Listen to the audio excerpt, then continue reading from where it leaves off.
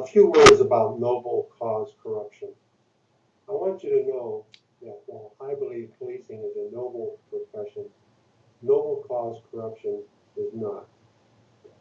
When uncovered as a pattern or practice, police crimes defined as noble cause corruption can result in constitutional rights litigation that can financially cripple any small criminal justice agency, or for that matter, any large criminal justice agency. In promoting police integrity, the United States Department of Justice repeatedly emphasizes that the duty of law enforcement is to respect the value and dignity of every person, including criminal justice suspects and defendants. The Department of Justice has recently emphasized this message and has entered into consent decrees with cities stemming from allegations of patterns of police abuse or of authority, which include LAPD and the Los Angeles County Sheriff's Department.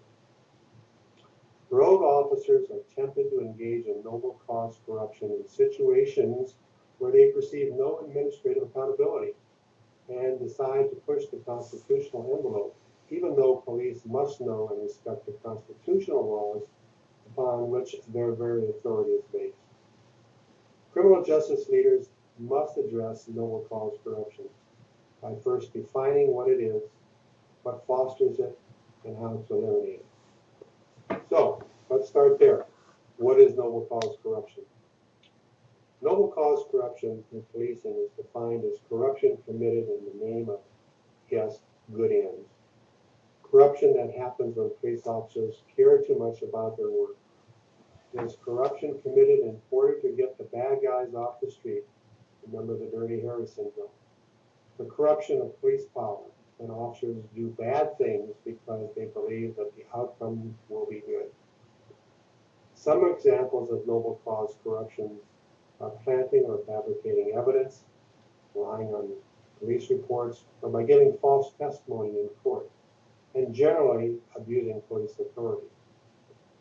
The policing profession attracts a certain type of individual, such as people who are authoritative and responsible, people with leadership skills, and who can act on behalf of others, and oftentimes with a disregard for their own well-being. Some academics suggest police applicants have a preconception of the profession, this noble cause profession, that makes them stand out as a promising prospect. This preconceived notion is a profound moral commitment to make the world safer, but sometimes, unfortunately, at all costs. Police corruption has been traditionally defined as a misuse of authority by police officers for personal gain, accepting money or favors for services they are duty-bound to provide, or any physical, psychological, or legal abuse used by police. A recent survey demonstrated that officers felt corruption for personal gain was a much more serious charge than engaging in corrupt behavior that appears to benefit society at large. As a result, this subculture value system rationalizes the individual's constitutional rights in favor of doing the greater good. Some officers do not believe bending the rules for the greater good is misconduct or corruption.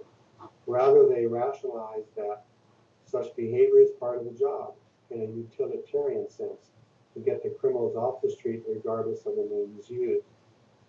When this passion for a safer society goes unchecked, however, it can lead to police corruption and civil rights violations. This passion for utilitarianism can cause good officers to be overzealous in the way they execute their duties by ignoring basic constitutional guidelines they are sworn to uphold. Some officers rationalize their misconduct because distrust has built up over time, the department lacks moral leadership, or individual officers lack faith in criminal justice system as a whole. In their misguided attempt to make their charges stick, officers may resort to exaggerating the facts in order to get a conviction.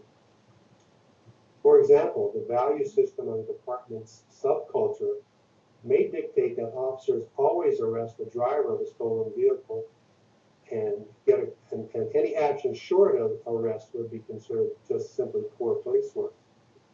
Here is how the overzealous officer rationalizes this. For instance, 3 teens are driving around in a stolen motor vehicle and are stopped. When stopped, the 3 jump out and run. The officers give chase and arrest 2 of the 3. Unfortunately, neither was the driver. The officers, however, file a report identifying one of the teens captured as the driver and the other as possessing contraband found on the floorboard. The officers chalk this up to good police work, good felony arrest, and call it a productive night. A supervisor reviewing the report would have no reason to question the officer's veracity and indeed would applaud the arrest. To the supervisor, this appears to be a good arrest and good police work. They recovered stolen auto, drug offender taken off the street, and society better off for it. However, the lies in the police report and the subsequent perjured testimony in court are both felonies and as such are serious crimes. When uncovered, these crimes committed by the officers will not only taint their previous valid arrest, it will bring into question any officer's veracity involved in helping these officers in the foot chase and apprehension.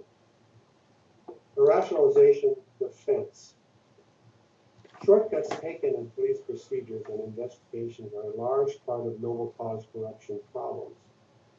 Rationalizations such as, the person I arrested was so drunk they won't remember the facts, so I can write my story, not theirs.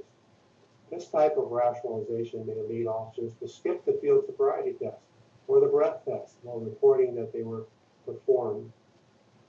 Before performing a breath alcohol test, officers must read specific constitutional rights to the citizens, informing him or her of their right to refuse, and informing the citizen that this refusal alone may result in a suspended driver's license.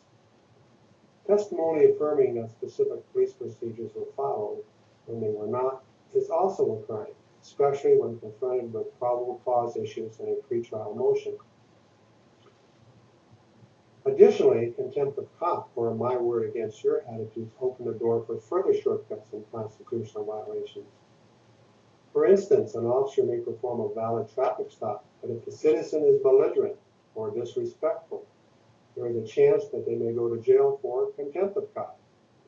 In this same vein, officers may issue sewer tickets. This is a ticket written by an officer instead of being given to the citizen, it is thrown in the sewer.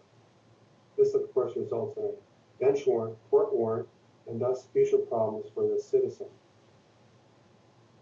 Also, intentionally tainting a photographic lineup for identification purposes is another form of noble cause corruption. For example, when a community suffers a rash of armed robberies, detectives often have an idea who might have committed the robberies or who the perpetrator was. Detectives will usually then provide a recent photograph of this person to patrol officers to carry as they attempt to locate the suspect. When the next robbery occurs, the patrol officers show the single photograph given to them by the detectives of the suspect to the victim, who then states they believe that the photo appears to be the robbery suspect. A warrant is obtained based on this information, and based on this faulty information, and an arrest will follow. This could be looked at as good police work, except that the photographic lineup was not properly presented. Thus, the victim's independent recollection of the robber's description is forever tainted by the officer's unlawful actions. Now, during witness testimony at trial, this process opens the door for defense attorneys to argue that due process violations occurred that can result in a dismissal of all charges. This breach of trust, while meant in good faith to protect society, actually endangers the community and jeopardizes the public's perception of their police department.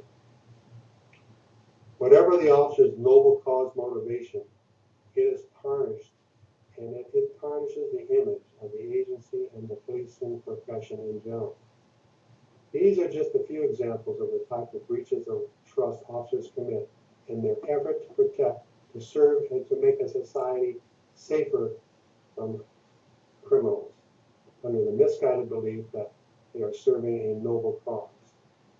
But no matter what the officer's noble cause motivation, it ends up tarnishing the image of the agency as well as the entire policing profession. Thank you for listening, and now please watch the videos that follow and then complete